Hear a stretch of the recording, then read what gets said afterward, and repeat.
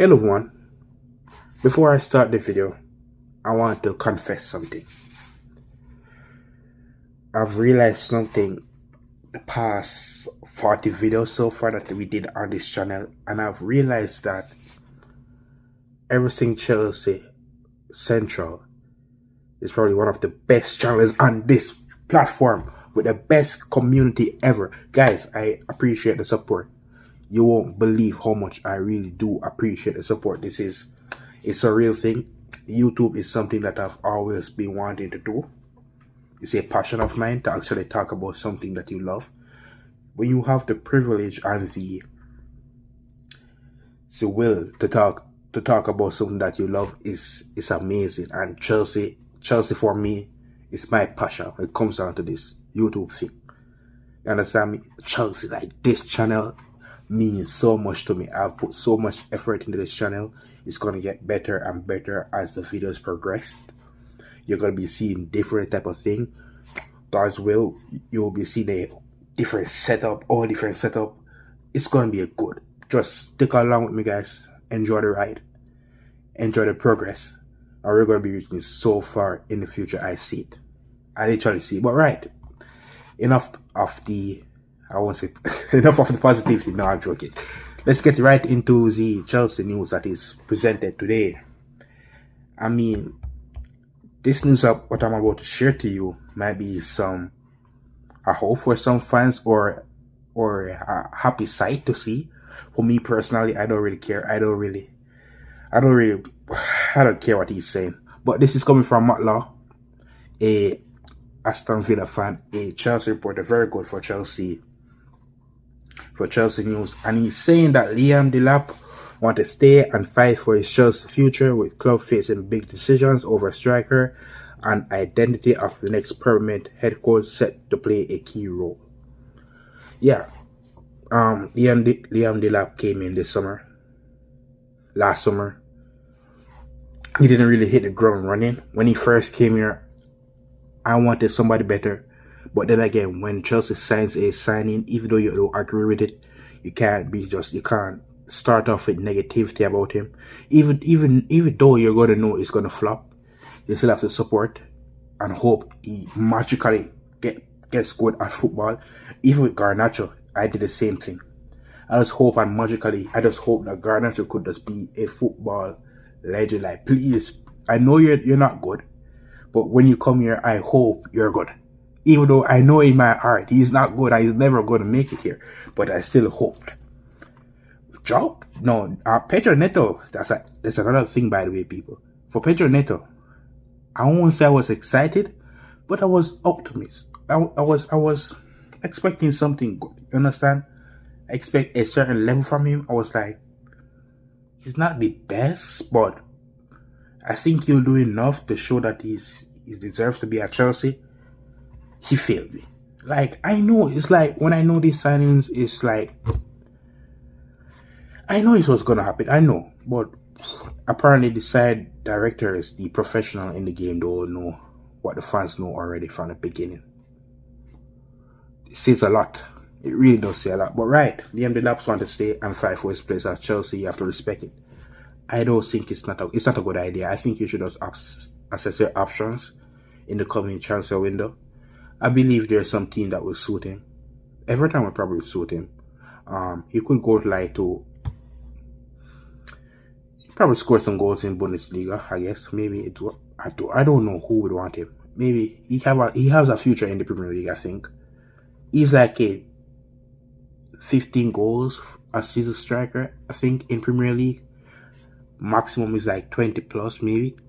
He's alright, you know. He's actually, if he actually stop fight and play football or use his strength smartly, because he's a strong boy, you understand? If he use his strength smartly, I know when to be aggressive, when to lean your body, when to get into challenges, when to keep your cool.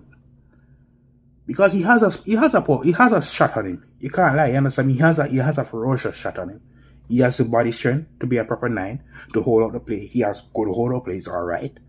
But this fighting gimmick he has, and this passion gimmick about running into players, getting stuck in like a Diego Costa, Diego Costa knows when to do it. You understand me? He knows when. We know Diego Costa is a bad boy. You understand me? He likes getting to challenges, but he was good at least. You know when to keep his cool. You know when to do it. You understand me? But Delap, it's like he's here to prove a point. When the fans compare him to Diego Costa, it's like he's taking it literally. Like, oh yeah, let's fight. It's not only that. Diego Costa was a legend. A top striker. He could actually finish his chances. He know when to keep his cool. I won't say he was perfect at it, but he was not this bad as Delap.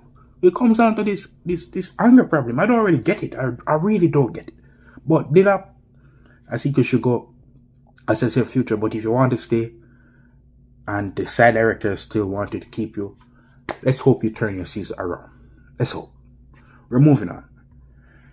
So we have some more manager news. This is mainly from Matt Law for this video. We got some news from Matt Law, so we get into.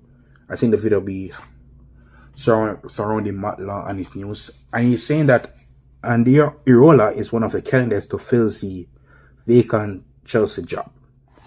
You know, I think he's the favorite, you know. I mean, you hear all his name. I think that they already picked him as the next Chelsea coach. I think they already decide what they're going to do. And they're just running around. Or there's some things that needs to be sorted out before they go ahead with the thing. But I think they choose him. He's a name that has been seen most of the time in the media. He's the one that is being talked a lot about. He's alright coach. They wanted the Premier League experience. He brings that. He is a fitness demon. Not like Pochettino, perhaps, but he's all about the fitness, all about the running, the energy. He has good tactical things about him. He's just saying 4-2-3-1, position based. He likes to keep the possession from what I have seen. But I think we can do better. Listen, it might be unrealistic, but I'll still say this name forever. Xabi. I don't know how you're going to get him out of Spurs, but he should have not gone to Spurs. Xabi. Xabi Alonso, Cesc Fabregas. And I can have him as an option too. That's my deal. I don't want him to be my first choice. It's Xabi. I know it's not going to happen. Or it's between Xabi Alonso or Cesc Fabregas. Two legends of the game and two brilliant minds of football. They know what they're doing. I can get behind those two. But Xabi is my choice for forever. Honestly. Unless we get some Pep Guardiola or something like that. Apart from that, it's Xabi for me. It's Xabi for me still. But right. We have a surprising name coming up. His loan season at Bayern Munich has been expired. And this is coming from Matt Law again. Nicholas Jackson's form has ensured that there will be plenty of interest in him this summer with player PL clubs such as Newcastle United and Aston Villa potentially rekindling their interest in the player. Nicholas Jackson, guys. The story did not end well last time. It was a whole saga. He almost did went to Bayern Munich. At the end of it, we wanted to cut the deal because I think that Liam Delap got injured.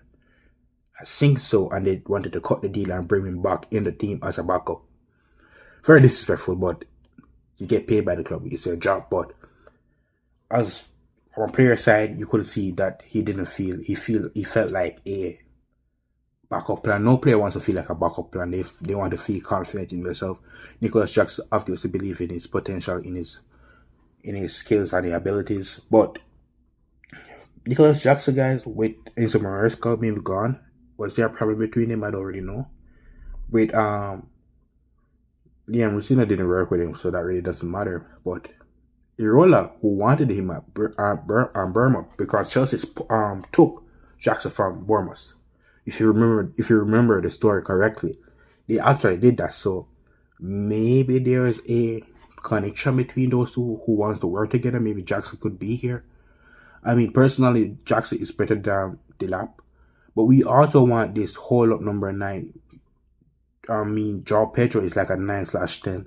We kind of still want a box present striker still. They thought Liam Delap was jackpot. Turns out he's not. Jackson is better than Delap. We are Mark Gill. We are looking like we're not going to use him. I would take about Jackson, but I would have to know where his headspace is at the moment to see if he's actually 100% for the club. he still has friends here from the players at Chelsea. I'm not too against this. If he gets sold, so what?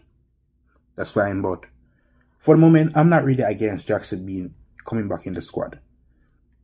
New manager, new season, hopefully new beginning.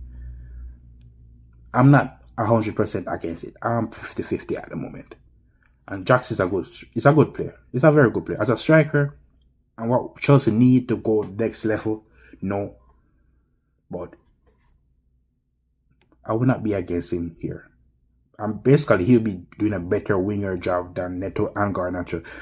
So we actually downgrade on that department. Jax will be a better winger than Garnacho, better winger than Neto. No question asked. Right, we're moving on to, just as we were talking about Garnacho, Chelsea will open bids for an out-of-form Alejandro Garnacho. Well, that was short. The confidence was lost in him very quickly. Rightfully so, he's not good enough for Chelsea. I knew this. You were talking about, the United dressing room or the toxicity around Manchester United. Both things can be true, but ability-wise, and I looking at him and see how he plays, you could see that Garnacho doesn't really have the quality to play for Chelsea, for Man United. I think he's a serial player. He could do very well in the Italian league. I think so, personally. But Premier League, I don't think there's a future for him. He's a football player, you understand me? He has some form of skills. At least some. He can play in the Italian league where the table might be down. He could pace abuse some players over there. But Premier League, I don't think there is a way for him. And he needs to be actually improving if he wants to go to the World Cup. But I don't think he's in the contention for the World Cup, to be honest. If I was a coach, I would not pick him for the Argentine club World Cup squad. That's my opinion. So Garnacho, if I were you, bro, be peaceful about it. You understand me? Don't cause this problem like Man United. Talk to your agent and try your best to go, because you don't have a future here. You really don't. Right. More from what Law saying that at least one of Chelsea's current crop of striker is likely to depart. I think Mark Hugh is more likely to depart than Liam Delap. That's my thought because of the money situation. Liam Delap is a more market rate player than Mark Hugh. I would rather keep Mark Hugh over Liam Delap, but we know who's the one going to be sold. The person you most likely get profit from is Mark Hugh. That's my opinion. Moving on. This comes from Mark again. Iraola is one of the candidates to fill the vacant Chelsea job, and Bournemouth went close to signing Nicholas Jackson before he moved to Stamford Bridge. I said this a couple minutes ago.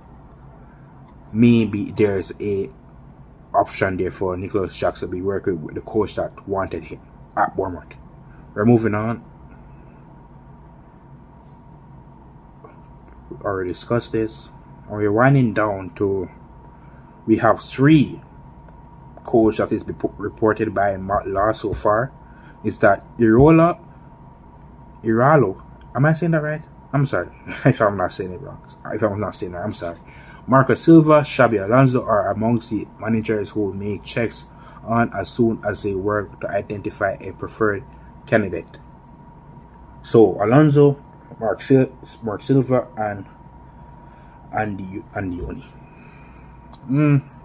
Only one coach I see so far that I want over those 3 is Xabi Alonso. Marco Silva, Fulham, no, let's not do that, please. Let's not do that. And this is the last news of the video. I think it's nothing to talk about, but I guess that, you know how the Spanish media, the Brazilian, I mean, Edu 17 Burgos, I think he's a Spain reporter of Brazil. I know he reports a lot about the Brazilian talents. I know that, so I don't know who does he. I'm not sure, but he's saying that Chelsea have given permission for Enzo Fernandez to travel to Madrid to watch tennis with Cucurella and João Pedro. Interim coach McFarlane has given the players a couple of days off after beating Leeds. I mean, this is not really news. The links with Enzo Fernandez, Real Madrid, is obviously going to spark some eyes to look at the situation, but I think he's just going there for tennis. Maybe if you want to go deep, like think deep about it, maybe it is a kind of cover for meeting with Real Madrid, stuff like that. I don't think it's really that, honestly. But yeah, you could see the story can be made, that a lot of false things can be made out of Enzo Fernandez being in Madrid. He's there with his wife and his kids.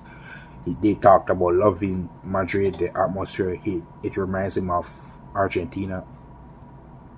So you can see the stories being developed there. But I think it's a non-existent story. And I think that Enzo Fernandez, or goal scorer yesterday's match, I'm so sorry I could not react to that. I just couldn't. When I say I can't, I can't. So Enzo Fernandez will stay here. God's will. He will stay here. But right, this is the end of the video, guys. Thank you guys for watching. I have missed this. I wanted to do the match reaction, but I didn't watch the match, and I'm not going to come here and lie to you guys. I'm saying that just looking at the screen and deciding taking other people's opinion on the matter and just making a video just for the video's sake. I don't know. I didn't watch a match, so I won't report on it. But right, thank you guys for watching the video. Make sure to like, share, subscribe the video. I have a second channel, it's the one and only Newster. It's a gaming channel. If you want to check out that and join the family over there also, you can. But everything Chelsea Central is the main focus here. Thank you guys for watching. Everything Chelsea Central. We are out, people. Ciao.